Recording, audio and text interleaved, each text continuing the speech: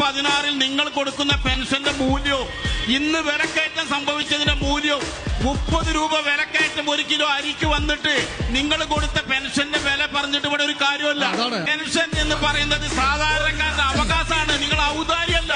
അത് നിങ്ങൾ മനസ്സിലാക്കണം. ഈ പെൻഷൻ കൊണ്ടുവന്നത് UDF ഗവൺമെന്റ് ആണ്.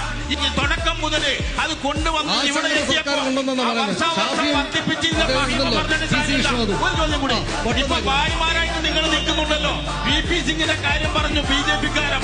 എങ്ങനെ നിങ്ങൾ തോളും പിടിച്ച് ബിസ്ക്കറ്റും നണ്ടി നിന്നത്? അവിടെ 197 സീറ്റുള്ള കോൺഗ്രസിനെ മാറ്റി നിർത്തിയിട്ട് 143 സീറ്റുള്ള ജനതാദളിനെ കൂട്ടിപ്പിടിച്ചിട്ട് നിങ്ങൾ 33 സീറ്റുള്ള CPM-ഉം 12 സീറ്റുള്ള CPI കൂടിയിട്ട് ഭരണം നടത്തി ഇല്ലേ?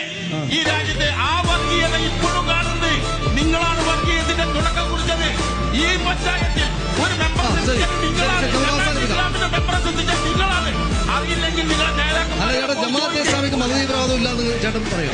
ജമാഅത്തെ ഇസ്ലാമിക്ക് തീവ്രവാദം ജമാഅത്തെ ഇസ്ലാമോ ഇവരെ രണ്ടാം മണ്ണ് കെട്ടിയോന്റെ സ്ഥിതിയാണ്. ഇവരുടെ സ്വഭാവം ഒപ്പം കൂടുമ്പോ ഇവരെ സ്വന്തമാണ്.